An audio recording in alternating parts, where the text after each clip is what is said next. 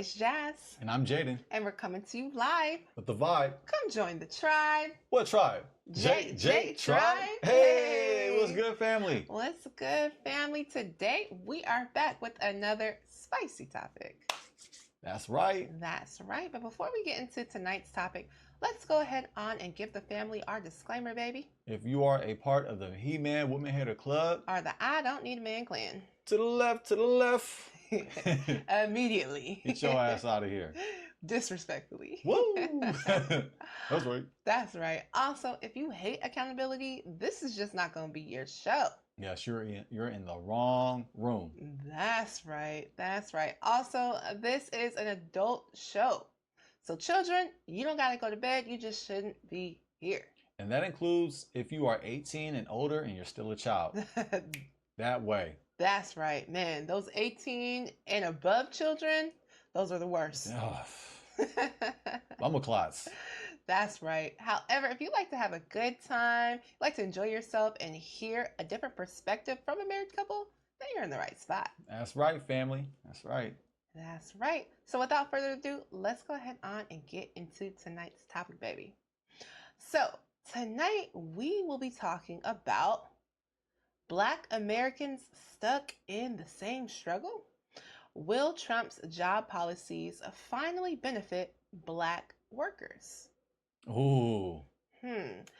Now, if you guys, I don't know if you guys have been keeping up with it, but recently Donald Trump signed a new bill to raise the application fee for the H-1B visa. So he raised up the fee to $100,000. So we're going to go ahead on and get off into what even is the H-1B visa? How could that possibly affect us? Is this a good thing? Is it a bad thing? So we are definitely going to be digging into that because it's definitely caused some controversy, especially in this economy with this job market. Shall we begin? Yes. Where would you like to begin? Do you want to go ahead on and we can show the signing of the bill first? All right, and that is... let's do that first video that you had. This video right here? This is off screen. They don't see it. Yeah, that's not that one. Yeah, there. This one right here? Okay. Perfect. All right, family. Let me go ahead and share the screen. All right. One of the most abused. I think I'm going to hide it. That way everybody sees it. That way my big head ain't in the way. All right, family. So we're going to rock like this. Sounds good. All right, let's play for the beginning. Make sure everything is good. And this is from the New York Post. Fair use. Fair use. That's right. That's right. Trump cracks down on foreign workers, adds $100K fee to H-1B visa apps. One of the most abused visa systems in our current immigration system has been the H-1B non-immigrant visa program. This is supposed to allow highly skilled laborers who work in fields that Americans don't work in to come into the United States of America. What this proclamation will do is raise the fee that companies pay to sponsor H-1B applicants to $100,000. $100,000. Good Lord, that's a lot of money. That's a fact. The companies are going to pay it. Yeah. The companies, not the employee, the employers. Yeah. So this is cracking down on the employers. On the employers. And we're speaking about American companies that are hiring foreign workers. Yes. All right, just want to give a little context because I don't want to talk over nobody's head, but I won't pause this much, family. No, that's good. Yeah. Just want to give a little breakdown. That's good, yeah. Proclamation will do is raise the fee that companies pay to sponsor H-1B applicants to $100,000. This will ensure that the people they're bringing in are actually very highly skilled and that they're not replaceable by American workers. So it'll protect American workers, but ensure that companies have a pathway to hire truly extraordinary people and bring them to the United States. We need workers. We need workers. We need great workers. And this pretty much ensures that that's what's going to happen. I think, Sean, do you agree with that? Well, they're $100,000 per year. So the whole like $100,000 per year. Just want to emphasize that. Yeah, oh yeah. That's not a one-time payment. That's a yearly payment. It's an annual payment. Man, what a subscription, right? Annual or anal? Both. Dang, goodness gracious. It's an annual payment. No. Well, they're 100. Pretty much ensures that that's what's going to happen. I think, Sean, do you agree with that? Well, they're $100,000 per year. So the whole idea is no more will these big tech companies or other big companies train foreign workers. They have to pay the government Apple. Apple, Google, Nvidia, Nvidia. Facebook. All y'all about to get Oh, it. y'all. $1,000. Then They're they about to have pay to the take it up employee. the annual. Oh, they gotta take it up the annual. That was a good one. Yeah, annual 100K, by the way. That's what I Yes, was yes, referring to. family. And make sure you like the video for that. Wow. You getting started early. Yeah, man. And I don't even have my drink in my cup. Me Man. neither. Oh, I know. I don't have my regular red cup, family. Foreign work more will these big tech companies or other big companies train foreign workers. They have to pay the government $100,000, then they have to pay the employee. So it's just not economic. If you're going to train somebody, you're going to train one of the recent graduates from one of the great universities across our land. Train Americans, stop bringing in people to take our jobs. That's the policy here. $100,000 a year for H-1B visas, and all of the big companies are on board. We've spoken to them about the gold card. They love it. They love it. They really love it. They need it. Go ahead, Sean. Wow. Well, I mean, just off of hearing that, that sounds like it's a good idea, right? Yeah, it kind of sound like it on paper, though. On paper, right? Because it's like, okay, as probably most of us know, a lot of these companies, especially these big tech companies, they outsource their jobs to other countries, or they bring in talent from other countries, leaving less jobs for Americans, and also, I guess, the training part of it too. It's like, instead of Americans being trained for these jobs, it's others from foreign nations.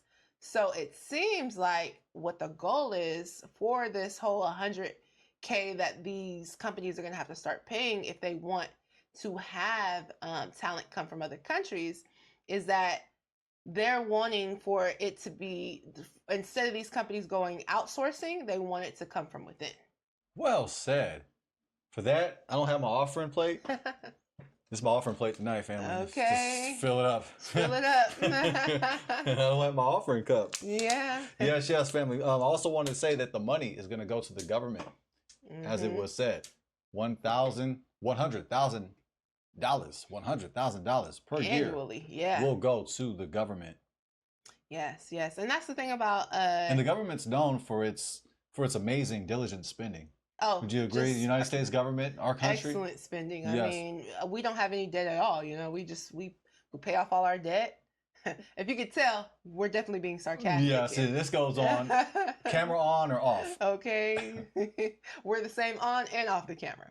But yeah, like you said, this is going to be money, for coming into the government, supposedly to help our spending and whatnot. We'll see. But a lot of these immigration programs, and they have these in all countries, right? These immigration programs, they do go to the government, right? So when you're coming to apply to be a citizen at whichever country, that money that you're paying, it does go to that government. And there's governments that's like how they make a big source of their income, especially like in the Caribbeans. I'm in the immigration field, so I understand a little bit about it. But yeah, it is a big source of income, especially for a lot of different countries, Caribbean countries. I know that's a little off topic, but it is a source of income, right, that a lot of countries do like. In other words, everybody's doing it. Everybody's doing it. So why not we? Why not we? And the thing is, we've been doing it. It's just now the price is higher. Right. Yes, it's not yesterday's prices. This is today's prices. Okay. Or upcoming. It's upcoming, family. That's right. Because what they say, yesterday's price is not today's price. Go for it. That's what Trump said. I kind of agree on that. Yeah, I mean, hey. President, it seems like there's two categories of visa programs. The H-1B, a lot of people believe take American jobs, and then the gold card and programs like EB-5 that add value and jobs to America. Is that sort of how you look at the visa program? Well, ideally, look, if somebody's got the people, they're not going to want to spend $100,000 as an example in your second category. So it's not taking jobs. And we need certain jobs. We need certain skill jobs that we don't have.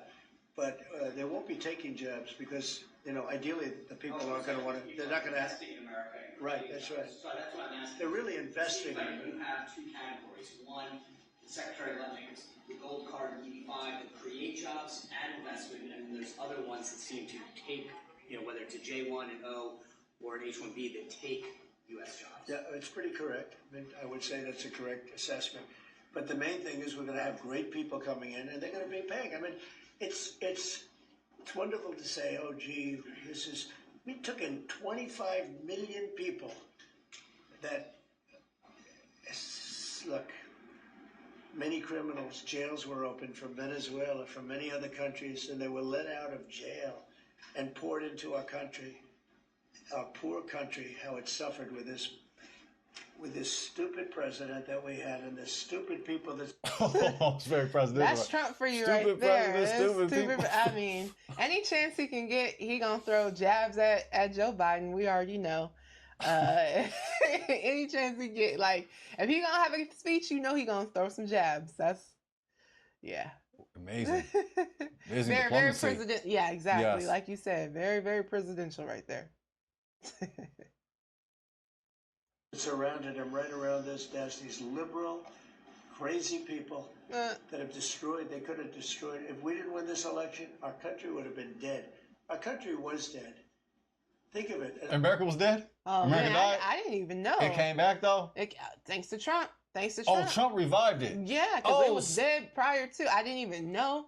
Oh. But thanks to Trump, it's just alive. Wow, so America didn't have a pulse.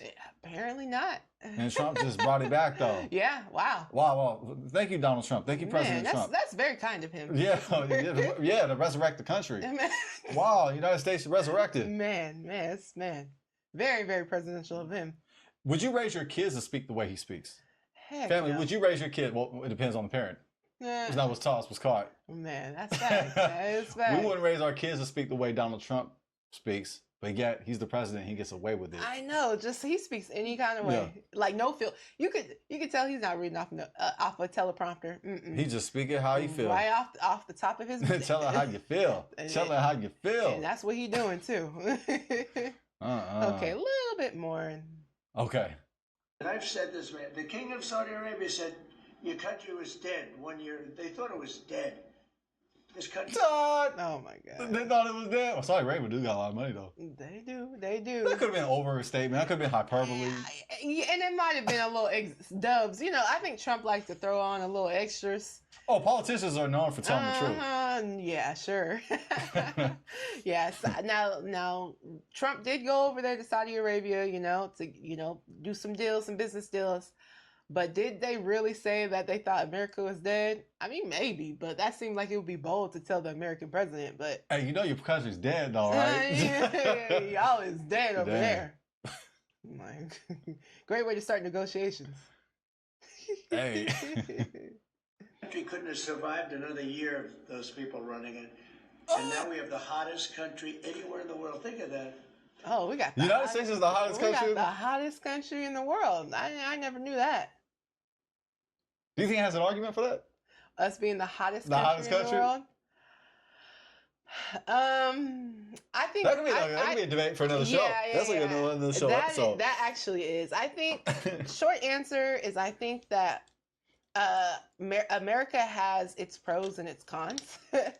I think there are certain things that we lead in, and there's certain things that we don't lead in, right? And that's what I'll say about that. Yeah, but hey, I appreciate the advantages be here for sure. Oh, 100%. There's definitely advantages Born and here. raised in America, so hey, it's the only country I lived in, and so I'm not going to diss the country. I know you got a lot of people that diss the country and whatnot, and there's some reasons we can look in and we can assess that, but Yeah. I'm not going to be a complainer. No, me I'm either. going to appreciate the good and the bad. Let's work on that. We'll work on that. Have some gratitude.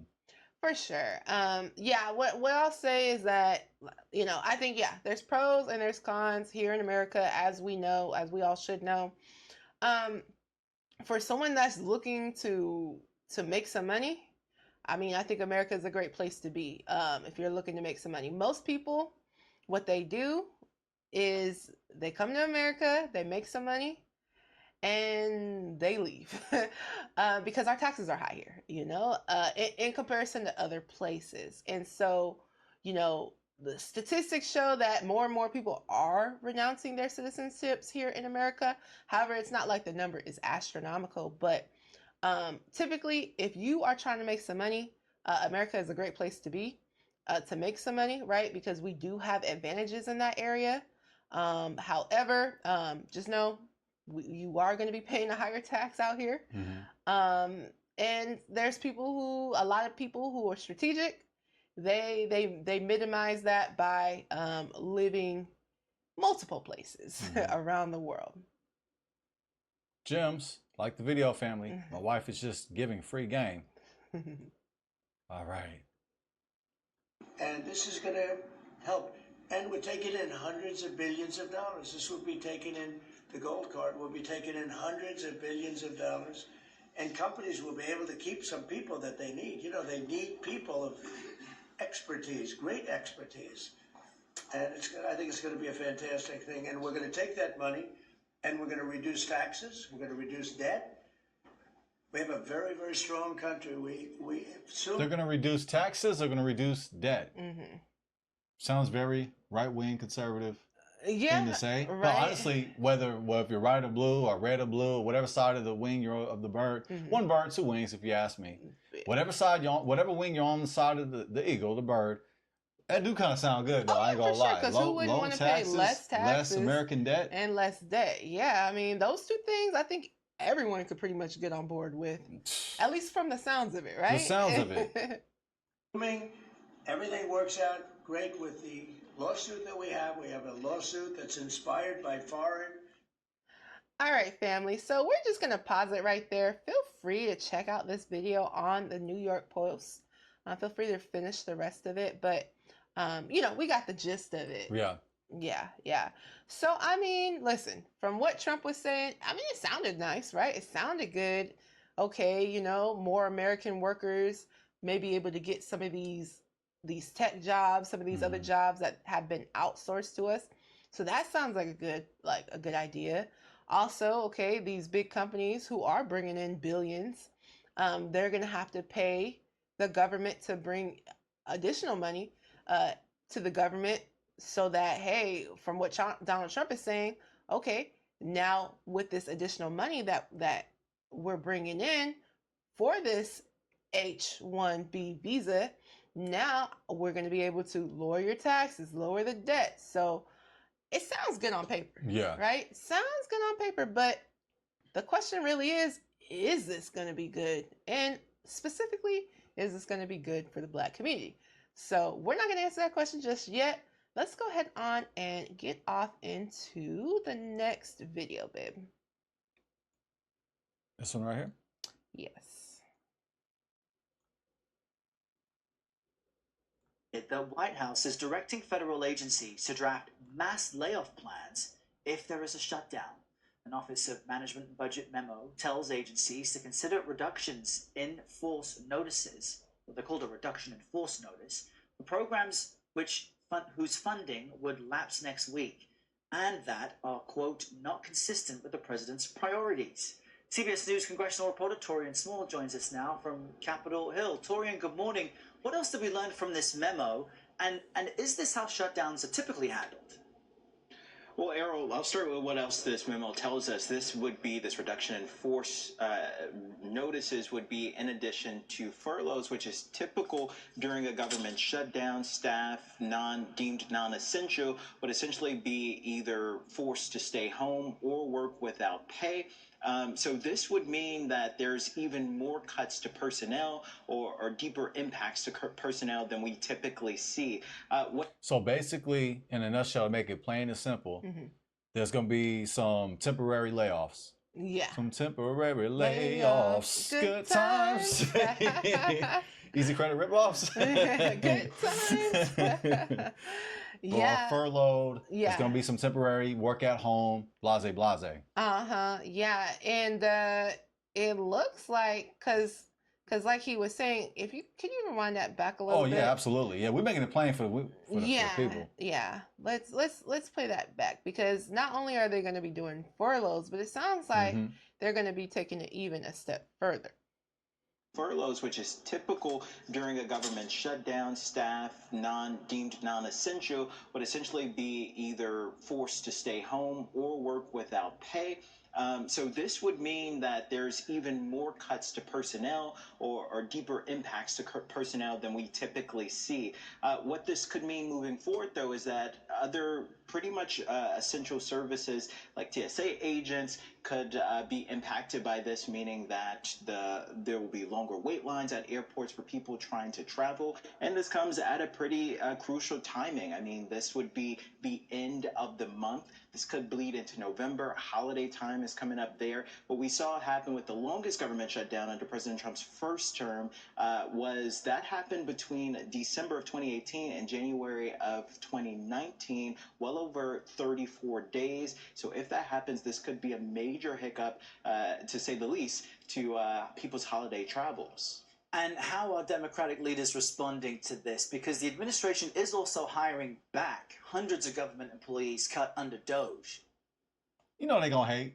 You know the Democrats gonna hate. That's what they do. Democrats hate on Republicans. Republicans hate on Democrats. That's facts. That's facts. Even though they all hang out.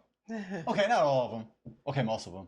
A lot of They it. all go to the same party. A lot of it is for our show. It's for show. It's the show to try to make it seem Yeah. like all part of the secret society. Did I say secret society? Yeah, trying to make it seem like they hate each other. In reality, they're all benefiting off of the same perks.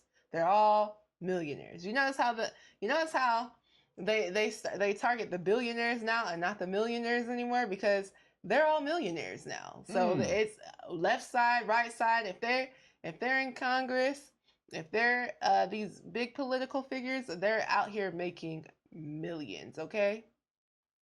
Right. So Democrats are saying that they're not going to be swayed by what they see as an intimidation attempt. We saw not just majority or minority leader Schumer come out and say that he's not going to sway his membership to cave to this demand. Like we see on the screen there, he's calling it an intimidation. We also saw Hakeem Jeffries take a pretty direct shot at the OMB director, Russ Vought, in a post on X saying, quote, "Listen, Russ, you are a malignant political hack." Woo! Have you ever called anybody a hack? Nope. Never called anyone a hack. What's a hack? That's a good question. What's a hack? Y'all let us know. Have you ever been called a hack? I know. Would you feel offended if somebody calls you a hack? It must be that's political diss right there. Mm-hmm. It's above my paint grade. Yep. I said paint grade. Just the ask here that they're looking for in these negotiations is to scale back some of the cuts we saw during the One Big Beautiful Bill to Medicaid. They also want to extend tax credits for health care that are set to sunset at the end of the year. The president pushed back, saying that he's not meeting with Democrats because of that, calling them unserious, Errol. All right, Tori. Yeah, so as we just saw right there, it looks like we may be headed into another government shutdown. And now, instead of just doing furloughs, it looks like President Trump is threatening to do mass firing. Now, this is interesting because Trump talks a lot about bringing more jobs to Americans while at the same time threatening to do mass firings. So it's very interesting. And it's a shame that we can't all just get on the same page and just do what's best for America, what's best for the American people. It seems like it's this power struggle. right. And unfortunately, more jobs may be lost for people who are working in the government, right? I'm sure plenty of us have at least somebody in our family that works in the government. Funny enough, for the Black community, the government has been one of those places where we go to and we get paid pretty good wages You know, so I know plenty of people in my family who work for the government.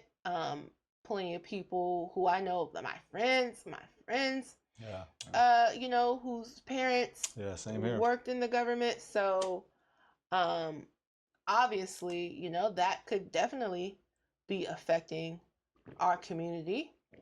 If this threat does come to fruition, hopefully it doesn't. Hopefully they can get on the same accord and get things worked out with the budget so that there doesn't have to be any layoffs or firings. Yeah, it is interesting. Do you believe that he's trying to get rid of some of the what's the word I'm looking for? I don't want to say waste. I mean, we're talking about people's jobs here. I know. We're talking about people being employed, you know, putting food on the table so you can feed the kids. That's right. So I wouldn't say, you know, getting rid of waste, but I'm like, how would I even phrase this? Is he trying to clean up like the overspending? He's trying to Yeah, jobs that are not what's in the regards to word? government jobs, is he trying to Yeah. do somewhat of a cleansing here? Yeah, like it seems, you know, to say it, I guess in a better way, it seems like he's trying to get rid of jobs that are not what he deems to be essential, right? Right. But he even said some of the essential jobs, even like TSA workers, may be affected. Yeah, It may be a little. I mean, things may be slower. Right. But he's talking about non-essential jobs. Yeah, well, I That think are in threat of being they have more of a threat, it seems like, Gone. of being just fired completely. laid off or future endeavored. Future Yeah, endeavored. not fired. Yeah. Not fired. Future endeavored. Future endeavored, exactly. Let go. Respectfully. Yeah, I'd rather just be fired than future endeavored. Respectfully let go. Yeah, let go. We no longer need your services. We wish you the best in your future endeavors. In your future endeavors. Yeah, Man. yeah. Don't future endeavor me. Yeah. Yeah. Blow me. That's what you thinking. Blow me, right? Right, I know. So don't show. Hey. It is. That's the thing. That's what's gonna come to their minds, right? When they get future endeavor. Okay. All right. Okay. Blow me. Well, I didn't want this anyway. Even though I'm not gonna lie, if you got a government job, then government jobs be kind of cushy. So I see why they be upset when they be getting let go on them government jobs. If we just gonna be honest. Oh, damn. So you're siding with Trump on this? I'm not saying that, but what I'm saying is, like, for the average person, you know, we get let go from our job. We like, well, forget you anyway. I don't want to be here. This place sucks anyways. But let's just be honest. Them government jobs, first off, the overtime. F you. Blow me. Okay. Yeah, for sure. If you work at the private sector, that's exactly how you feel. But let's just be honest. A lot of the people who get into them government jobs, I'm not going to lie, them government jobs be looking good and cushy. Yeah. I know people, I got friends. Boy, the overtime be unlimited from home, okay? The from home unlimited overtime. I mean, that's a great perk. I mean, obviously you get the holidays off, consistent raises. I mean, the benefits. The benefit. I mean, let's just be honest. There's definitely a lot of perks, and I'm not hating on those perks. Like I said, shoot, it'd be looking good. So I feel like government employees probably be really upset because it's like, man, this is a, you know, quote unquote, this is a good job. You know what I'm saying? The good job. So yeah, but hopefully it does not come to that point. And no, I'm not siding with Trump. However, yeah, there is waste. Let's just be honest, you know, and I'm not trying to be offensive, but there is waste in the government. Companies do that. Big companies do that. They'll have massive layoffs. Yeah, for sure. So that way, you know, they clean up the waste, and that way the company is profitable. Because you got to remember, these top companies are on the stock market, New York Stock Market Exchange. So they want to go ahead and satisfy shareholders, 100%, investors. So sometimes you see that, family. You see massive layoffs from big companies. It happens from time to time, whether if it's Apple or if it's Google, if it's Meta. Yeah, it's true. Blase. Most jobs, right? Yeah. Most jobs, hey. And they're not government jobs. You're talking about these is companies. Private, so. Most private sector jobs, they'll have layoffs. You know, if you know certain things are not working for the company anymore, if they want to make more profits, whatever the case may be, it happens in private sector jobs. And it's typically a bit harder in government jobs to be laid off. They typically do have unions. Woo! I'm glad you said that. Thank you for bringing that out. Yeah. But if we're just going to be honest, there is some waste. There is some waste. I've seen it firsthand. A lot of people a lot of people have seen it. If they want to admit it or not, there is waste, right? Because there's not a lot of checks and balances. If I'm gonna just be honest, I don't think there's a lot of checks and balances when it comes to the way certain things are ran.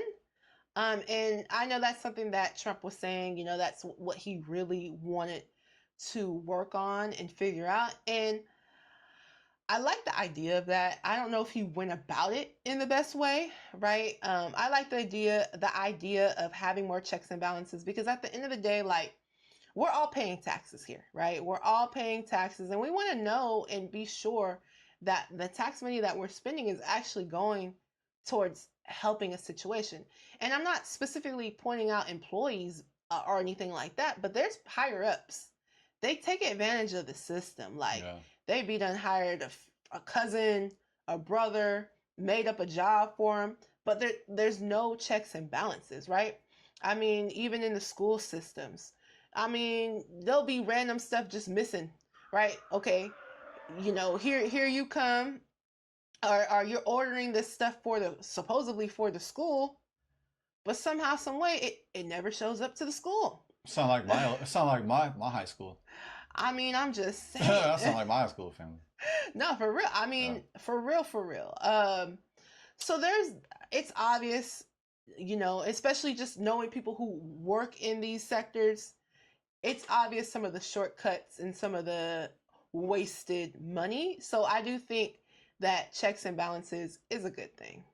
Yes, if you like to learn how to run a successful business, study the government. Just model your business structure, your business model. Just model it off the United States government. Yes. Yeah. The United States government knows how to run a business. They sure do. Just model it after. Yeah. Model it after the United States government if you want to go out of business. Woo! Because That's right. Yeah, because the government is not ran like a business Not at all. They just keep throwing money at it. You think maybe that's what Trump is trying to do? In regards to when you were saying checks and balances, kind of run the government, kind of clean up some things where it's like functioning like a successful business? It seems that way, but like I said, I just don't think he's going about it in the best way. You know, I just don't think, because it seems like what he's doing is he's just like, I'll fire you first and then ask questions later, where it's kind of like, that doesn't seem like the best methodology. It doesn't seem like, let's fire you first and then see if we need you afterwards, because like it was saying in that video, they did a mass firing, and then they had to bring those employees back, because then they realized, like, oh, you know what, we actually do need you guys. So I don't know. I think the way he's going about it, not the best, but there does need to be checks and balances, because it's going to get to a point where we're paying so much in taxes, and we're going to be wondering where the money is going. Because I mean, out here in California, let me tell you, our roads, they're great, fantastic. I mean, Top of the never line. better. Yeah. Dubai ain't got nothing. No, on man. The roads Singapore, of California. nothing, right? Yeah, we're being totally sarcastic. We're being completely sarcastic. Yeah. I mean, we'll be just driving on the road, and we see this whole construction crew working on the freeway. Yeah, it'd be like 10 people standing, one guy working. Literally. You can't make this up. You cannot make make like 5 this people standing, talking around, talking. It takes us about 10 years to get one thing done. Yeah, for them to remodel the Bay Bridge, it took forever, family. Goodness gracious. They finally got it done. I mean, it's so... Or did they? Did they fully? I think they finished it completely. I hope or they're probably working on... That's something they probably need fixing. I just want to throw them under the bus. It took them a long time to remodel the Bay Bridge. No, family, I mean, we just got to be honest. We can see it with our own eyes. Like... Yeah, so go ahead, Trump. Fire them. Let them go. It's time for a governmental cleansing around here. Governmental cleansing. A governmental purging. Because California too. We're spending some of the most taxes too. We spend some of the most taxes. Our education system is. It's the greatest of all time. And our roads. I mean, we got things. It's the greatest of all time. We got things that we need to work on, and that I would prefer my tax dollars to be going towards. And it's one of the reasons why I consider leaving California, because it's like, okay, I'm spending all this extra money. And it does rain. It does rain in California. Well, it does rain in Southern California, by the way. It does. And we live in Northern California. I just wanted to say that. It's off topic, but It does. but everybody loves Southern California. We're in NorCal. Yeah, NorCal. NorCal, SoCal, whatever. It still rains. And we got problems. We have a massive homeless problem. Yeah, we got issues, and so there's things that if I'm gonna be paying extras in taxes, there's certain things that I would be expecting. So clearly, we know there's some issues. Yeah, layoffs, furloughs, firings. Okay. Yeah, we're becoming real. I know. Shrewd around here. I know. Shrewd and rude. I know, right? I know.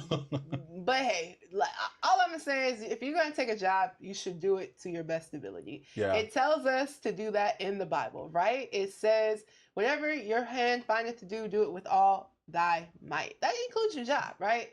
So it's not right to take advantage of a situation. Now, yes, we all want to make money, the whole shebang, right? But you're supposed to be doing your job the way it's intended to be done, right? Not cutting corners and okay, we're gonna have one guy working and and the rest of us gonna be chilling, and it's gonna take us 30 years to repair this one highway. I mean, that's not right. But shout out to you right now if you're listening and you work for the government. Oh, 100%. Because like we said, we're not hating on you. We have friends and these are people who work in the government that actually complain about some of this stuff, because again, facts. it's not Yep. because if you're someone that actually wants to do your job, I know, right? Who wants to do their job? But if you're actually someone who wants to do your job, that's why I'm on YouTube. I don't want to do my job. I mean, right? I know. But if you're actually someone that cares, right? You're a school teacher, you really care about the kids, but you see certain things going wrong and certain things are getting taken advantage of, you're going to be feeling some type of way, right? And even in with the school systems and certain people not doing their jobs. And so now you feeling like, okay, well, I'm doing all this work over here. What about everybody else? But there's the strong unions, especially in the school system. Mm-hmm. And so it's just hard to get people who are not properly doing their jobs right. And this is coming from people who actually work in the school system. Now, the people who don't do their job, they probably gonna be the ones that's mad, because they gonna be like, well, what you mean? Yeah, they're gonna be protesting and stuff. They're gonna be complaining, tweeting. Well, how dare you say that some of us ain't doing our job? No, some of you guys are not doing your job. Yeah, some of y'all got to go, for real. You can take that how you want to, but some of y'all need to be purged up out of here. You know it. You know it. If it's you, you know. Yeah. You know. Okay. Yeah, the chickens have come home to roost. Just wanted to say that.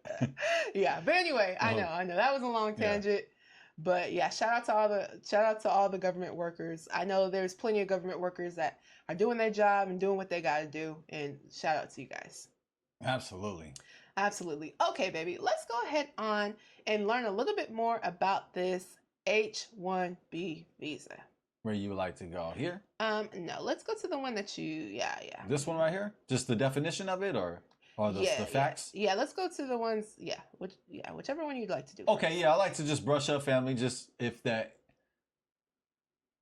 this went over your head a little bit, we got you. Because we strive to make it plain. We talking Wonder Bread, old school, beef patty this fat with the government cheese slapped right on top. Okay. And the good old days.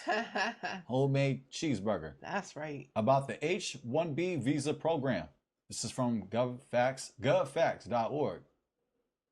The H-1B visa allows U.S. employers to hire foreign professionals for specialty occupations. There you go, the highlighter right there. That typically require a bachelor's degree or higher.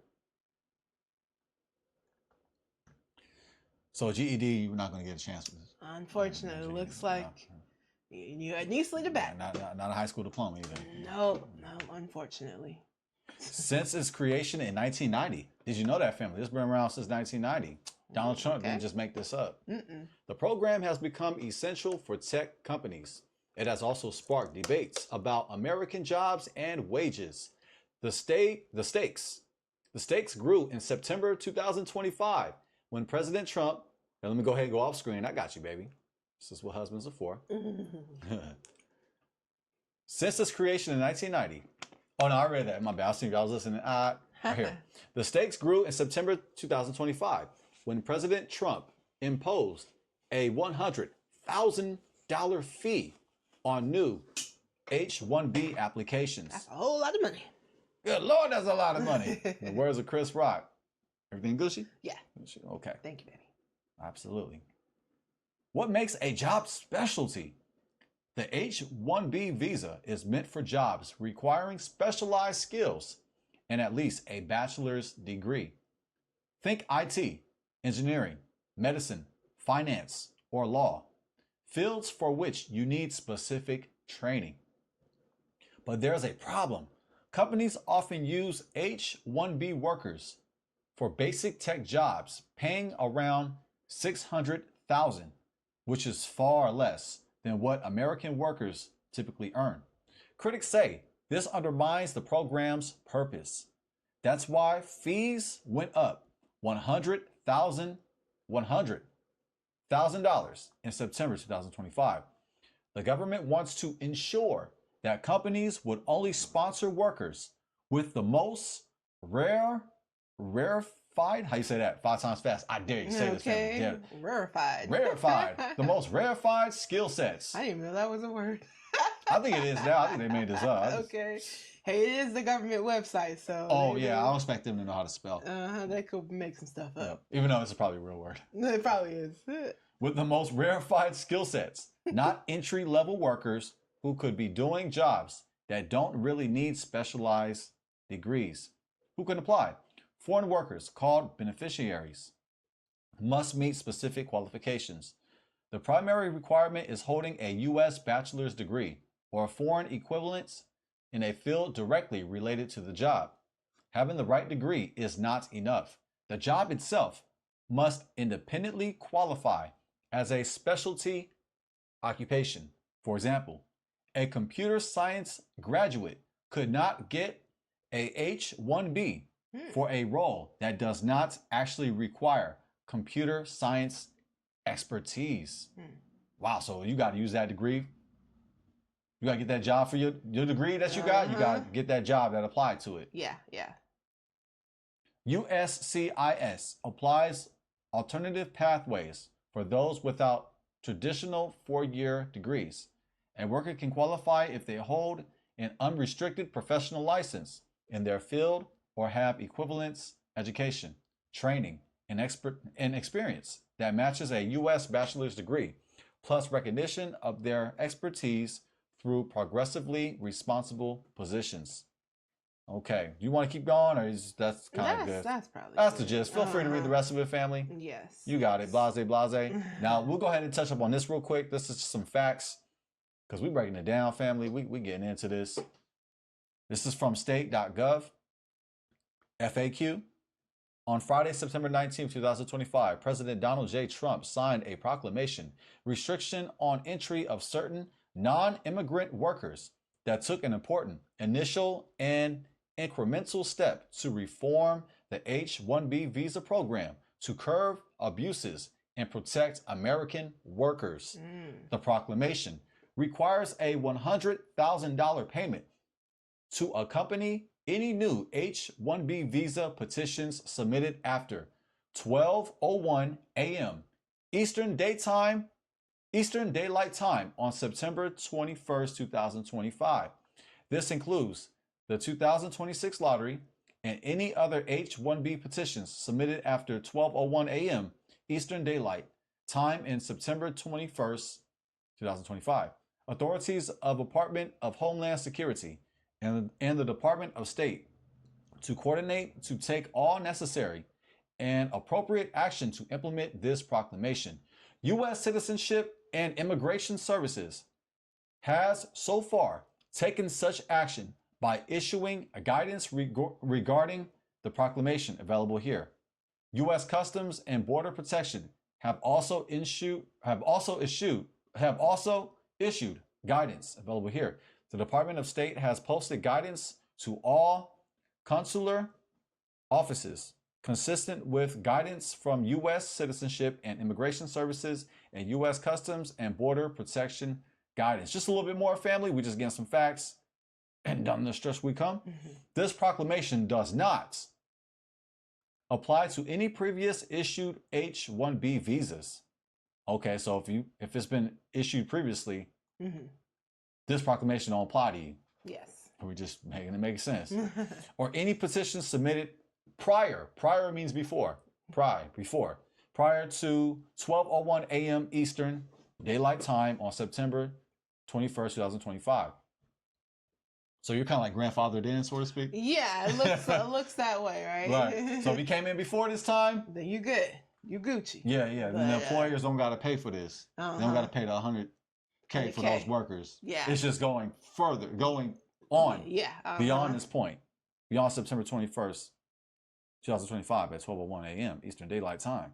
Does not change any payments or fees required to be submitted in connection with any H-1B renewals. The fee is a one-time fee on submission of a new H-1B petition. Does not prevent any holder of a current H-1B visa from traveling in and out of the United States. Further steps that will be taken to reform the H-1B program as contemplated in the proclamation include a rulemaking by the Department of Labor to revise and raise the prevailing wage levels in order to upskill the H-1B program and ensure that it is used to hire only the best of the best temporary foreign workers.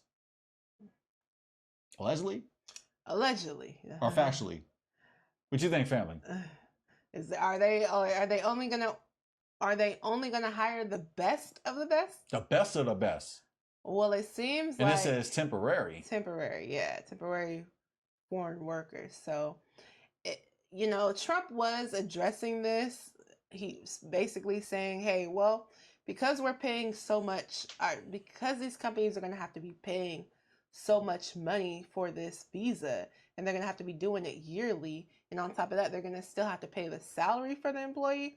Basically, what he's saying is he thinks that this is going to further encourage these companies to only take the best of the best because you're spending all this money. So you might as well make sure that whoever you're spending all this money on is going to be the best of the best. The best of the best. We're talking the best of the best, family. Okay. A rulemaking by the Department of Homeland Security to prioritize high-skilled, high-paid aliens in H-1B lottery over those at lower wage levels. Additional reforms are also under consideration and will be announced in the coming months. And that concludes the article from state.gov. Thank you, baby. Thank you for that information. Yes, just want to give some edification. That way we do just we do show some credible sources. Yeah. And that gives a breakdown. And we wanted to make it, basic, family. So, we ad-libbed it to make it understandable. Because I understand it's like watching this stuff, paying attention to politics, it can go over our heads. They use these big words and they speak over us and they're unrelatable, blase. So we're just doing our best to make it palatable. Yeah, 100%, That's why we throw in jokes and we give our little takes and just edutainment. we paraphrase things. So yeah, for sure. And like my husband said, politics and getting into all this stuff can be a little like whatever, but it does affect us. So it is important for us to know about these things, to understand it, and to figure out how can this affect us. Is this going to affect us? So yeah. Yeah. Just because you hear us say same bird, two wings, that does not mean ignore politics. That does not mean just not be involved or even pay attention. Like we got to be well versed, family. We got to be balanced. Life is about balance. That's facts. That's facts. You got to at least be aware of the information. Whether if you team red, if you team blue, or team none, or team purple, right? I guess with the Democrats, or you got Democrats is blue, Republicans is red, and then you got the Independents is what, purple? What color? I don't even know. Or you put red and blue together, you get purple. Purple. Maybe? There you go. Purple. I think I heard there's a green party. Anyway. There's a green man.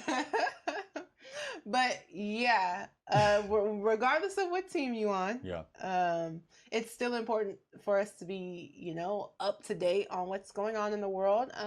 Because yeah, things that happen in the political world, they do affect our own lives, So it is important. And, me and my husband, because we're investors, we like to see what's going on, what's going on in the political world affects us financially. It affects our assets. So we need to know what's going on. Big facts. Yes. All of our stock market investors, you know what we talk about. Salute to you. That's right. If you own stocks, if you trade options, you know what we talk about. The politics moves the market. 100%. Politics moves the market. Even if you're a homeowner, right?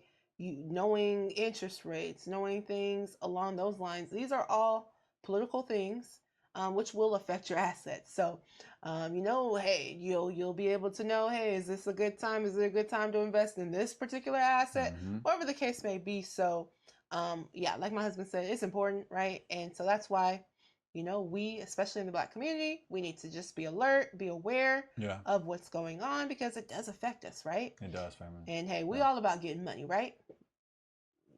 I hope so, right? I hope we're all about getting the money, not in illegal ways, not loving get money. your money, man. Get your paper, Get your man. paper, Look, man. I don't see you, hey, man, do you? You feel me? Nah, we don't encourage that.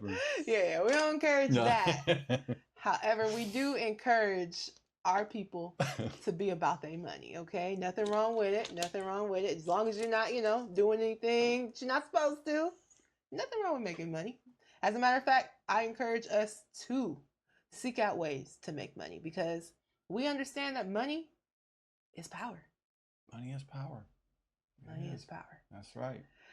All right, babe. Let's go ahead on, and I want to dig into some of these unemployment rates, because we're hearing what President Trump is saying as far as, we want to create more American jobs, right? We want to create more American jobs. He actually ran on this, right? And we see what he's doing with the H-1B visa, right? And encouraging these companies to only hire, if you're going to hire foreign talent, make sure you're only hiring the best of the best, but reserve jobs for Americans, right? So he's encouraging basically more of these companies to seek and look for American workers, college graduates, right? Because that's been a thing too. A lot of college graduates are feeling like, okay, we done got this expensive degree, but now we can't find a job, right? So it seems like Trump is trying to, help that out, but is this going to help the Black community? Wow, should we get into it right now? Yeah, let's go ahead on and get off into these unemployment rates. Okay, this is from the U.S. Bureau of Labor Statistics. Labor force statistics from the current population survey. Household data, not seasonal, adjusted quarterly averages. E16, unemployment rates by age, sex, race, and Hispanic or Latino ethnicity. Okay, so I'm going to go ahead and follow your lead on this one. Let me see. Let's see if my big head's out of the way. Bam. My head's out the way. Okay. All right. Excellent. So we can see up at the top, it says age and sex right there. And so the line right below that is total 16 years and over, right? And so if we go over to the right and we go up, we can see that they have the total. They have white, they have Black or African American, Asian, and Hispanic or Latino. So as we can see, if we're just looking at the top number, which is just the total number, and family, feel free to check this whole thing out, because we're just going to give you guys the highlights. But as we can see there, the total. Yeah, hopefully this is not putting you to sleep, family. We're just showing some stats. Just some quick little highlights. But if you're really into it, feel free to check out the full thing. Yeah, if you love, this is your thing, go for it. You know what I'm saying? This will float your boat. Okay. Whatever that means. But yeah, so as we Tickles your fancy, right? What Yeah, is, whatever whatever that means. I right? don't want to know what that means. Tickle my fancy. If this tickles your fancy, family, It's interesting get the tickling. because I think Diddy has said that one time. Oh, he did? Okay. Okay, strike the tape. Strike the tape. Delete those 10 seconds if a man by the name D-I-D-D-Y said that, then pretend I didn't say that. Just ignore the last 10 seconds from me. Man, yeah, because we don't want to be tickling the fancy. But anyway. Man. Okay. So, so anyway, as we can see right here, so this is the total, 16 years and over. Right. And the blue highlighter. And so if we go over to the African American or Black, we can see that it is in 2024, it was 5.9. And now in 2025, it is 6.3. Oh, so it went up. It has gone up. It has gone up. Unemployment has went up. It sure has. We're making it plain, family. Yep. Do the right thing. Do the right thing. I don't have my red cup. It's my pretend. It's my pseudo red cup. Do the right thing. Donate, family. Tithes. Please help. Cash. Like, comment, share, subscribe. Yes. Okay. You working. We appreciate you. Okay, so right here. So as we can see, our unemployment rate, for one, it's higher, right? So now if we look across the board, we could see, the whites, 3.6. 3.6. In 2005. Because we just still 2005. Because Yeah. So 3.6. Some of us are still in 2024, but those who are in 2025, this is what we're going to be. Yeah. So as we can see, 3.6 for whites. For Asians, 3.4. So they're actually the least amount unemployed. And then for the Latino, Hispanic, it is 4.8, right? So we're significantly higher than everybody else. Yeah. Wow. And this is 16 years and over, by the way. Yes, 16 years. So over, that's just over, just regardless.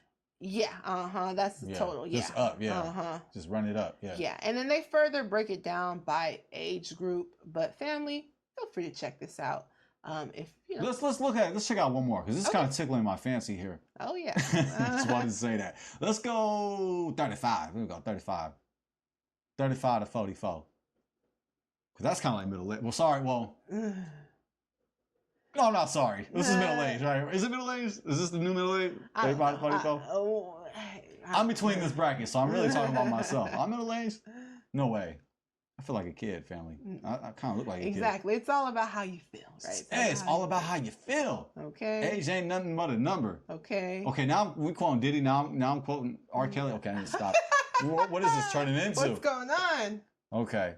No, I'm quoting Aaliyah. Not R. Kelly. Just when R. Kelly, just mute him like we hear. Did R. Kelly write those lyrics though? I plead the fifth. Okay, let's get back to the. That's a great point, right? Okay, so we're just making this, bearable, family. I know it's stats. So our community right here, this is 35 to 44.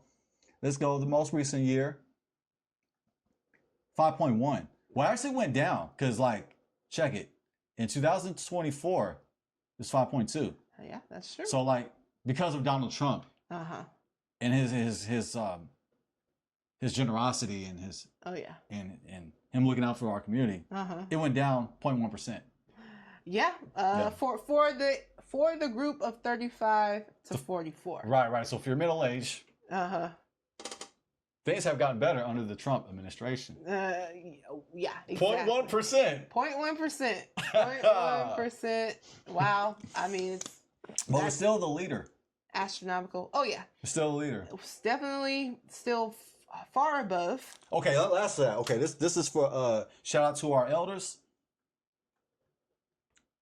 35 years and over. 65 years and older, yes. I said 35. Look. You did. 35, 65. There's some people that's 35 that act 65. So, and there's some people that's 65 that act 35. That's fact. Okay, now 65 years and older. This is our elders right here. Dang. There's not enough. There's not enough Walmart jobs available. Man. Yeah. Damn, they're not hiring our elders to be Walmart greeters at the door. Clearly, clearly they're Man. not. Clearly they are not. Man, but if you look at our Asian counterparts, Woo! Woo! That's wealth. They're passing down wealth right there. man. That's my guess right there. Yeah. Yeah. Because look how low it is. Yeah, they not having any issues finding a job. Yeah. Even 65 and above. Oh, my bad, family. My head was in the way here. Oh no, right there. There you go. So yeah, let me run that back. Bring it back. So yeah, 1.1 is the Asian community, and then 5.6 is the Black community right here, family. Mhm. Man, goodness. I said wealth preservation because like maybe it's so low because maybe it's a lower volume. That's my guess. Maybe it's not enough, maybe there's not like a. I wonder how many people in the Asian community are actually like looking for a job that's 65 and older.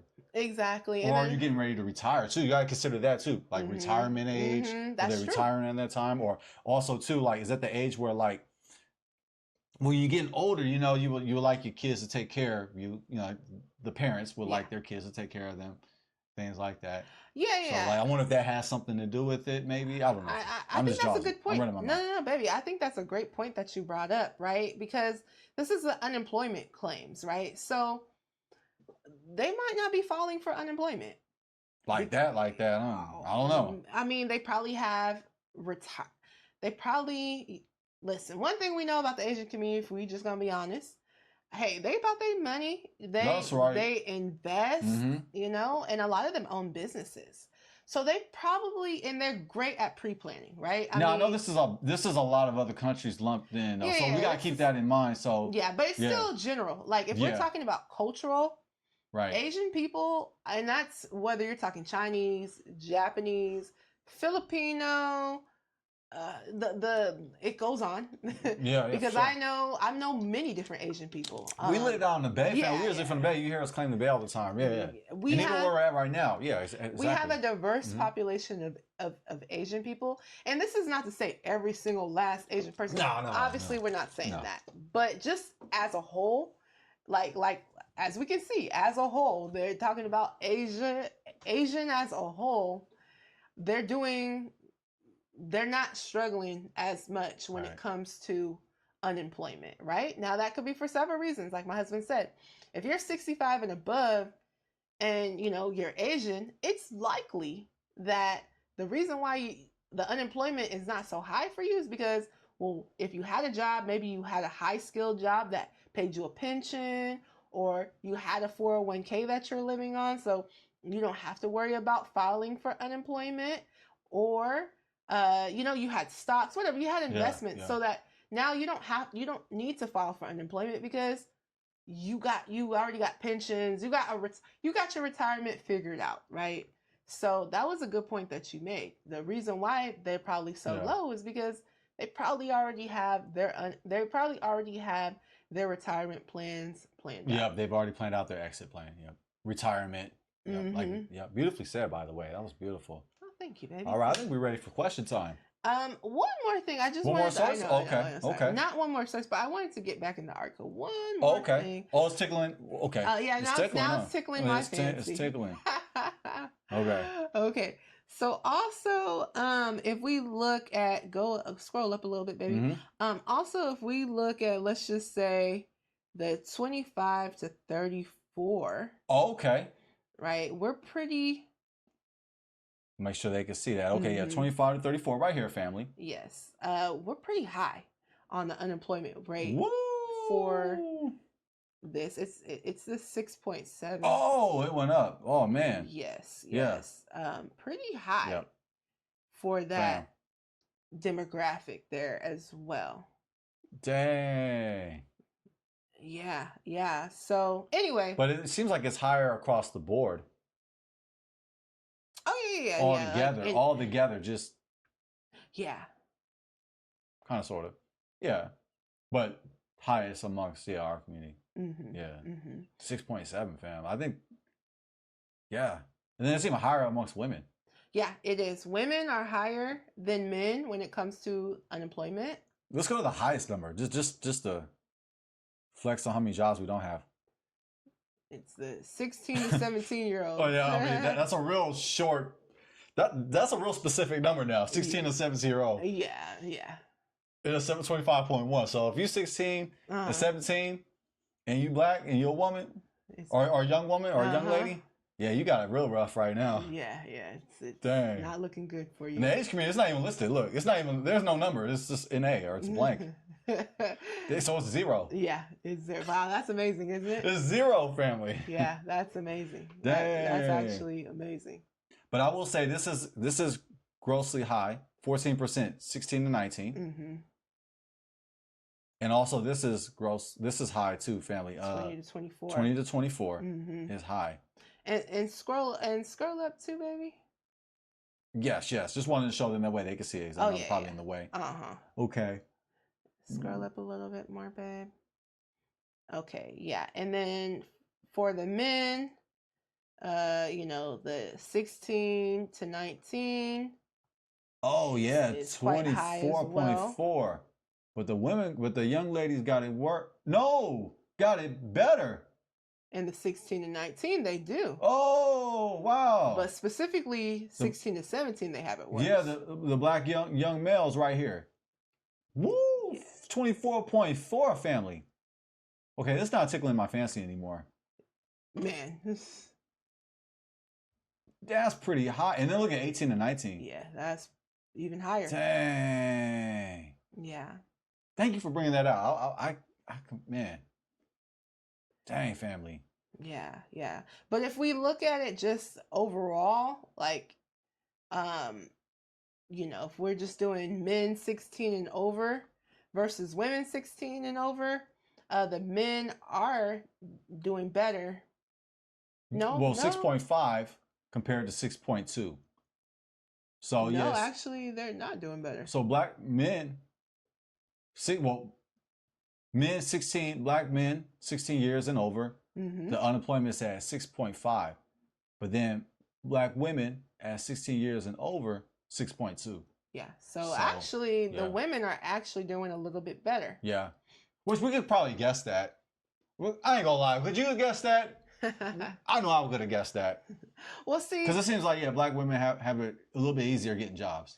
Well, see, there's been different things that go around on media where it's like, oh, well, black women are doing the work, but actually, if we could see the statistics, that's actually not true. Right. And like you said, we know in the black community, in our community, we know a lot of women that's getting their education and doing what they got to do. So yeah, it does make sense to me. It does make sense to me. But as we can see in those statistics across the board, it doesn't matter if you're 16, 17, up, down, whatever the case may be. Unfortunately, our community is lagging behind and significantly behind. Yeah. Wow. Shout out to us. We made that boring article entertaining. Yes. At least shout out to us. At least I hope we made it. Oh, I know we did. Entertainment for you guys. Entertaining for you guys. Yeah, we just play. We just we humble, fam. We humble. Yes, indeed. Just believe us. But yeah, feel free to check out the rest of that article, family. I do have some questions for you. All right, question time. Let's get it. So, why do you think black unemployment rates remain higher compared to other groups? Racism. Just keep it just plain, point blank. Yeah. Yes, we have systematic racism that exists. If you ask me, if you ask the facts, if you look into the facts, systematic racism does exist. So, I mean, to make it just short and sweet, it's because of that, because of prejudice, racist, however you want to phrase it, they both suck. But I believe that does have an impact on our community in regards to the high unemployment rate. As it is said, I hate cliches, but this one right here, I'm actually going to say it because it actually resonates. You already know what I'm going to say. Drum roll, please. Our community are the first, our community is the last to be hired and first to be fired. Yeah. Man, I know. Yes, I'm going to answer that short and sweet. Because we can go in, I don't want to go in and get on a tangent and bring out facts, but because then it's going to turn into another live stream. But yeah, just to keep it point and blank, yes, it's prejudice. I mean, there's companies out there that rather hire somebody of another ethnicity, of a lighter shade, of another group, you know what I'm saying, another ethnicity. So you're always going to have that prejudice, and especially like if they don't have to hire as much, especially under the administration that we're in right now, getting rid of DEI and which really did not benefit us as much as we might think it did. It benefited white women the most, but whoa, okay, damn, I was off. Okay, I just got debunked on the spot. Okay, well, hey, because you got some people. I mean, I'm not trying to. But you think it's overrated though? I mean, I think that people. Yeah. Listen, our unemployment rates have remained the highest. Okay, DEI, no DEI, but anyway. Yes. Yeah. But affirmative action. But I'm not saying. Yeah. Affirmative action. So, yeah, but I love that. But I love the pushback. That was, yeah. Now I would say that just under the administration, it gives that impression where it's like, okay, well, we don't have to hire y'all. For sure. That's a fact. That's a fact. So you're always going to have that, and then companies are going to have that bias too, especially if they don't have to meet. If they have to meet the bare minimum quota, they will, especially under this administration. So short and sweet. I know how long-winded I can be. So I appreciate that, baby. It's always funny, because we don't know what we're gonna say to each other's questions, and it's funny. Like sometimes, you're like, you're thinking one thing, I'm thinking one thing, but like to your point, I agree. Obviously, systematic racism is a real thing, right? However, what I will add to that, because I know, a lot of us are like, well, it's just racism, man. Well, some things that could help us when it comes to our unemployment rates are if we, had more businesses that we could employ more of our people in, right? If we had more employers that were Black, right? Black businesses hiring, other Black people, that could help with the unemployment rate in the Black community, right? Because, I mean, let's just be honest. Are people going to look out for people who they feel like they relate to more? Yeah, it does happen, right? It happens across the board. Also, too, culture, right? I think one of the reasons why our unemployment rate is lower is because our culture. I think that, being employed takes a certain set of cultural standards. It's you're gonna have to be diligent. There's a certain way that you're gonna have to come into the interview. There's a certain way that you're gonna have to be perceived and come across. There are certain skills that you're gonna have to have, and as and correct me if I'm wrong, family, but I don't think that the school rate for Black men, the college graduate rate for Black men has been lower, right? And the other thing is, but I would say the big thing also outside of racism, because that's there for sure. But the other big thing I would say is culture, because like for instance, you'll have let's just say a young Asian child, right? And I had a professor that was Asian, and let me tell you what she said her kids were doing. First off, she would go to the school during the summertime before the kids got out of school for the summertime. She would go to the next year, the teacher that they were going to have for the next year, get all the books that they were going to be learning for the following year, the following school year. And during the summertime, guess what the kids would be doing? They'd be studying for the year to come during the summertime. Not only that, she wouldn't allow her kids to watch TV. If they watched TV, it was a very rare and very special occasion. There's just a different side. There's just a different culture, right? And there's also a culture of there's in the Asian community specifically, there's a big prestige around having high degrees. In your, that's why you see a lot of them. They're doctors, dentists, college professors. A lot of jobs that you see a lot of Asian people with our higher up jobs. They put a major prestige on getting education. They take it to the point, and this is not everybody, but you know, like I said, I have Asian friends. We live in a diverse place, so I understand the culture a little bit. You know, not everything obviously, but I understand it enough to know like they'll even excommunicate family members who they feel like are not doing good enough. Like if they feel like, hey, like you didn't get this degree, they won't even include you in certain family events because they have that sort of standard set on their kids, set on their family members. So think about it. If that's the type of culture that you set in your family, okay, yeah, it's the summertime, but guess what you're gonna be studying? How many of us, let's just be honest, how many of us, our parents, did that? Most of us didn't, right? You went the whole summer. I'm like that. Sorry, parents. Yeah, we love you. We love you and thank you. I'm glad they were not my parents. Parents you name. I'm glad it was them. But you went the whole summer.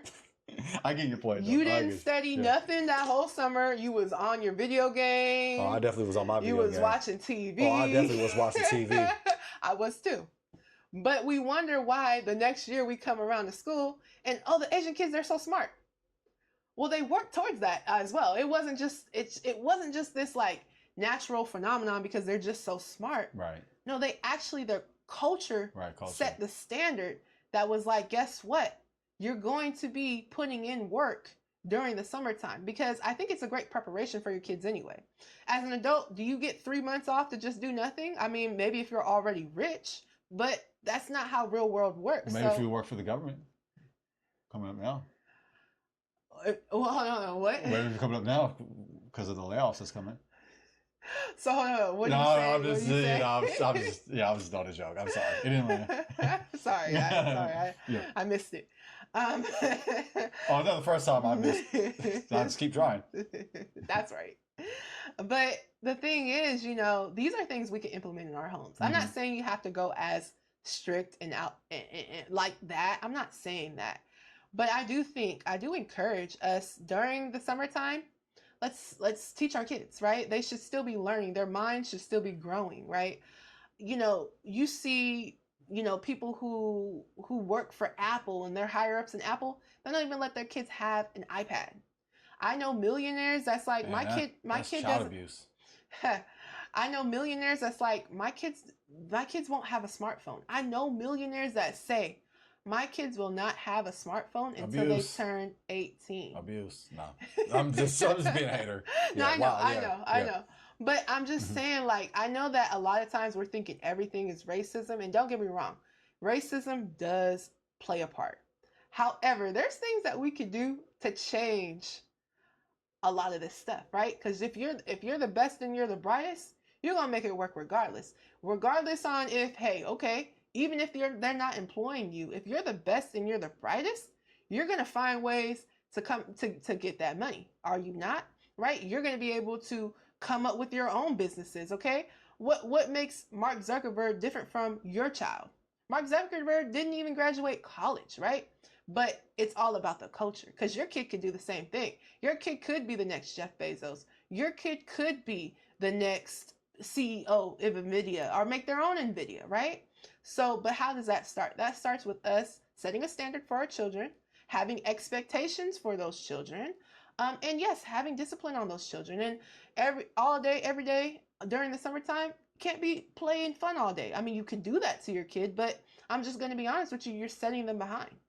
And a lot of us don't know that though, right? Because a lot of us we don't understand that. Hey, it's summertime. You don't got no schoolwork? Cool. Do whatever you want to do. But let's prepare our kids for the reality of what's happening in the world, you know, and who they're going to be up against. Because your child in the market, in the job market, in whatever entrepreneur market, they're going to be going up against other races, right? Let's just be real. They're going to be going up against other races.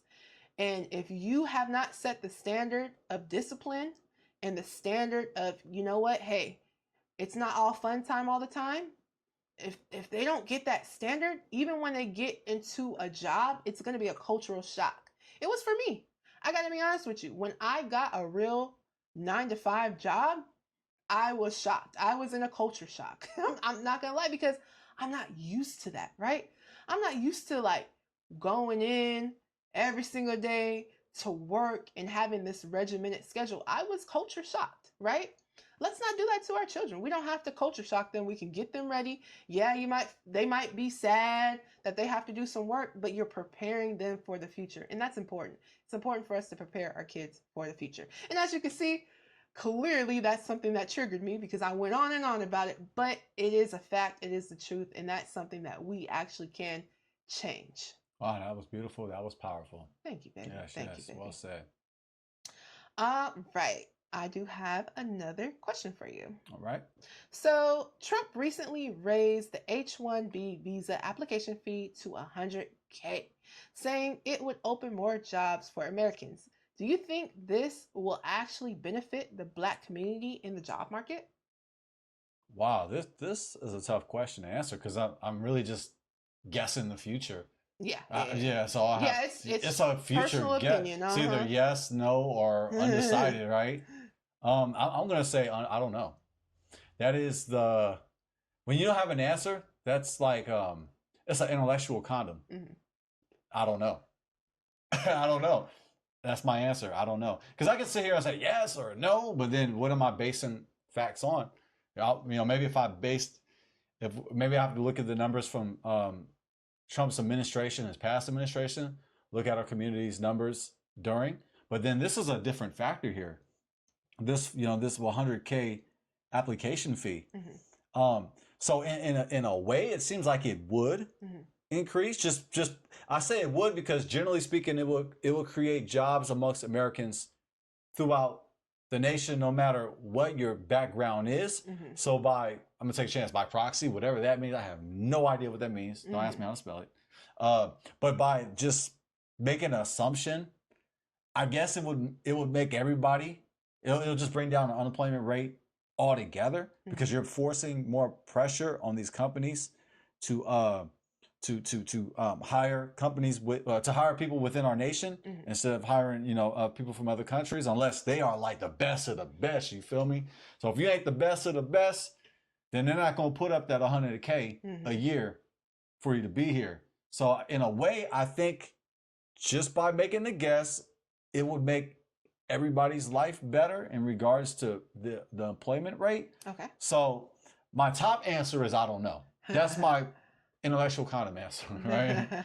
Now it's an adult show, so that's what I'm saying. Like, we keep it a buck around here. That's right. But if I have to answer yes or no, right? Gun to my head, right? If you want to just stick, just give me an answer, yes or no, right?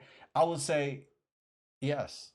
Okay. Yeah. Just because it would make everybody's unemployment rate go down. Yeah. So like the tide is rising, so we're gonna rise with the tide. We're gonna rise with the tide. Yeah, right. Yeah, exactly. So that's my answer. Yeah. Now that makes sense. That makes sense. And obviously, we don't know. But right? I don't know is my real answer. Yeah. But my balls of the wall answer, whatever that means, it would be yes, just because everybody else is unemployment rate went down. Yes.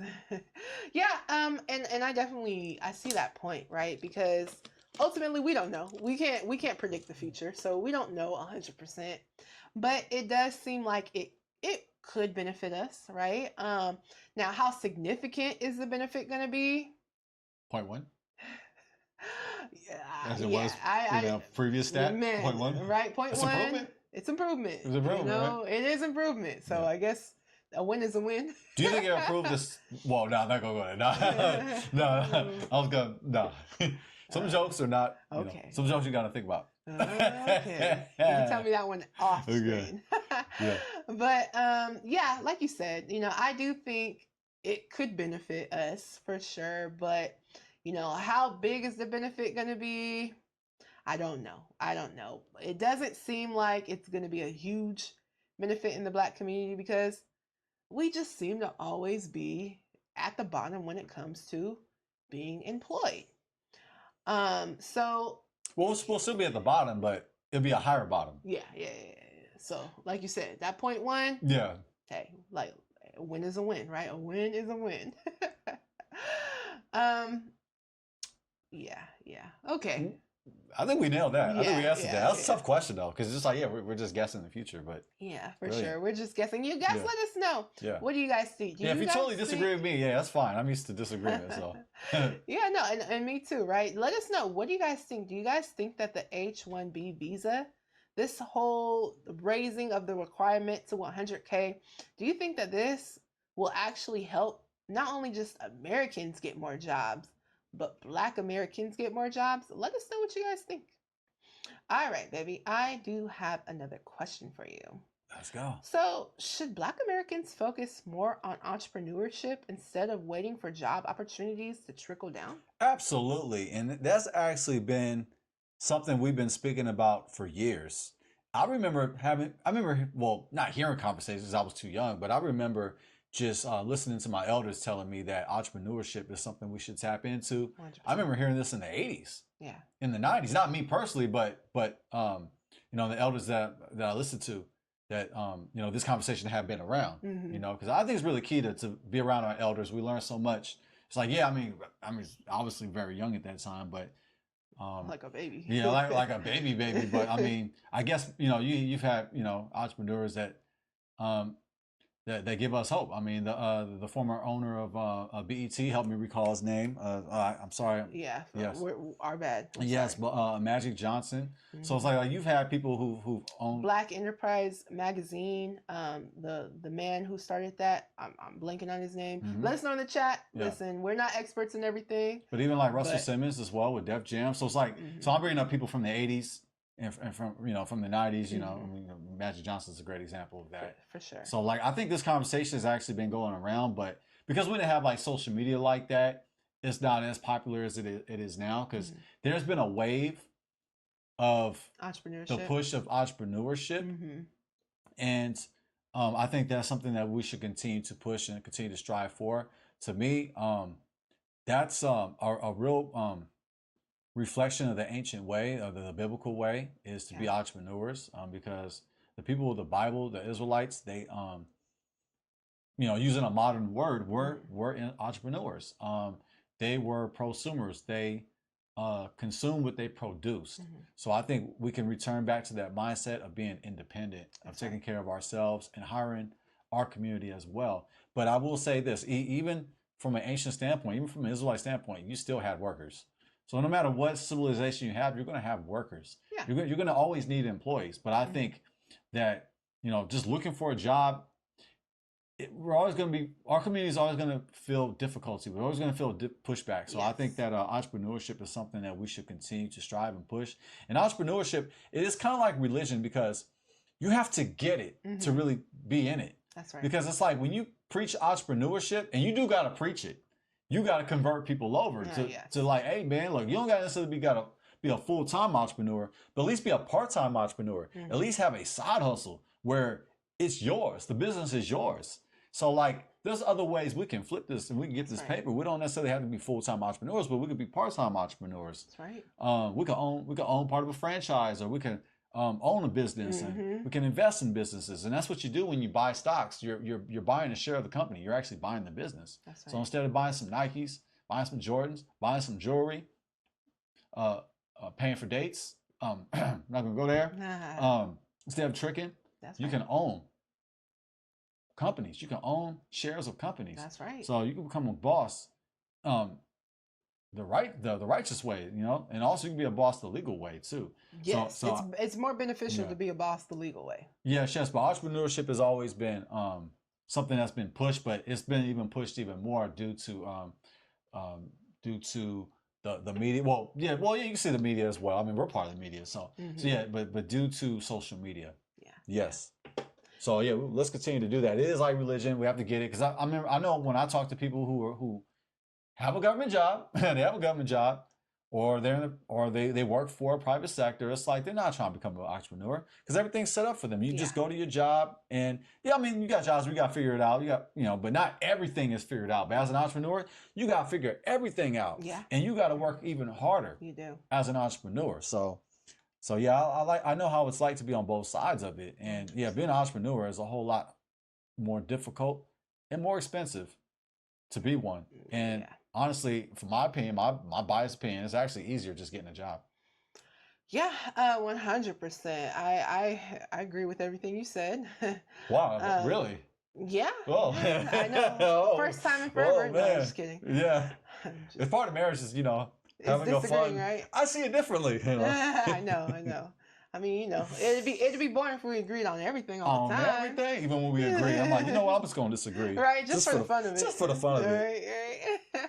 But no, I do agree. I definitely think that, we as Black Americans should definitely focus on entrepreneurship. I think that that doesn't mean that we have to give up our jobs, right? And also, not everyone wants to be an entrepreneur, and I respect that and I understand that because entrepreneurship is not for the weak. It's hard. It's hard, okay? So, but it's a great hard thing, right? But it is hard. So Yeah. I don't fault anyone for not wanting to do it. But like my husband said, at the very least, you can invest in other companies, right? Which can make you part owner of of a business. Go ahead. Yes, yes, this was a quick edification. Yes, yes, family. I'm sorry about that. I forgot the name. Robert L. Johnson. Robert L. Johnson, the former owner. And he was the co-founder. He is the co-founder of BET. Nice, The nice. co-founder of BET. Wow. So yes, Robert L. Johnson. But yes, but I just wanted just to bring that out that Yeah. entrepreneurship has been something that we've been Can speaking you look about. up the Black Enterprise too, real fast? Black Enterprise? Yes. Yeah, absolutely. Yeah. Now this was a magazine when magazines were popular. The Black Enterprise, started by a Black man, was focusing on Black entrepreneurship, Black advancement. Black Enterprise owner right here. Yes, Earl yes. G. Grave. Senior. Yeah, Yes. Earl G. Graves Sr. Wow, thanks for bringing that out. Yeah, yeah. That's right. That's right. And also, we got to bring it back. Madam C.J. Walker. Yes. Hey, Oh yeah. he's bringing it back. That's really yes. That's right. Yes, for real. She was killing it. Man, back in the day. Yeah, for real, for real. What was she? Was she the first Black millionaire? First Black millionaire. Yeah, let's I see. believe We so. just fact checking around here. Shout out to technology. That's right. Shout out to our cell phones. Yes, yes. Well, go ahead. I cut you. I just wanted to edify. I don't want to I don't want to like you know how you just don't want to make a mistake. You want to make sure you get the name right. Yes, Yeah. yes. But yeah, Black entrepreneurship, I think, is important, right? Like I was saying before, you don't necessarily have to have your own business if you don't want it. You can, like my husband said, invest in companies and become a part share owner of that company, right? But also just straight up entrepreneurship. It's an amazing thing. My grandfather was an entrepreneur, and he was able to afford us a life that not many were able to live because of his entrepreneurship. We traveled a lot. My first time riding first class on an airplane was because of my grandfather. I was in elementary school. We would be going, Black kids, right? It was 5 or 6 of us, my cousins, and we're going to Hawaii and we're going to all these places. And it was due to entrepreneurship, right? It was, and my grandfather, he's someone that has major respect in our family because of who he was, the things that he instilled in us, and the things that he made sure that his Black grandchildren were going to be exposed to. A PhD holder. Just, when you do see that entrepreneurship in your family, it's an amazing thing to see, right? You're seeing a boss, right? You're not feeling like you're being oppressed because you're not, because you're a boss, because you're able to get your own money. So that oppressed feeling is not there, and let's just be real, while entrepreneurship is hard and sometimes you can lose money, but if it goes right and if you keep trying at something, eventually it's going to go right? The payoff is significant. Just the fact that my grandfather, looking back now, obviously as a kid, you don't think about it, but looking back, like, man, my grandfather really paid for me and all my siblings to go on vacation to all these different places. Like, that was not a cheap feat. You know what I'm saying? That wasn't cheap. Me and my husband go on vacation sometimes. We're like, oh my gosh, there's just two of us. So, you know. So anyway, all I'm saying is it's an amazing thing. I had entrepreneurs in my family. You know, some of the amazing things that I got to see. You know, I had an uncle that owned a limousine company, and you know, I'm in elementary school riding in a limousine, right? I mean, the average kid's probably not gonna do that, but like when you grow up, you realize like, oh, like this was entrepreneurship, and this was, you know, I never felt less than. I never felt less than as a kid. I'm just gonna be honest with you. Black kid, never felt less than. Never felt less than. I mean, you know, it never felt that way. It never felt that way because I lived a great life. I'm just gonna be honest with you. And we can do that for our children too, right? We can do that for our children too. Your children don't have to feel oppressed. We don't have to be singing the same sad song. Oh, woe, it's us. We can't. No, we shall overcome. We shall overcome. No, you know, you're talking about my grandfather. My grandfather grew up in a time where there was still segregation, okay? And he was able to make it out. So just seeing that as a kid, you know, there's really no excuses. And you don't feel, and there's a power in not feeling like you're oppressed. It's a power in not feeling like you're oppressed and that you're downtrodden and that, you know, listen, I never knew about that stuff as a kid. I really didn't. I'm a black kid, but I did not understand the idea of black struggle. And that's a real true blessing, and you can do that for your kid. And me and my husband, we plan on doing that for our kids. Absolutely. And it's possible. It's truly possible for all of us, you know, and we can start it off something as simple as just investing in the stock market, investing in real estate, right? Investing in assets. So instead of having short-term gratification, let's have delayed gratification, right? Let's think about our children's children, right? Wouldn't it be a blessing to be able to take your grandchildren to see the world, to see a different side so that they don't even know what it's like to be black and struggling? You know what I'm saying? Because we're not supposed to be black and struggling. If we're just gonna be honest, the Most High didn't make us to be struggling, right? So we don't have to struggle. We can make strategic moves, strategic things. It takes planning though, pre-planning.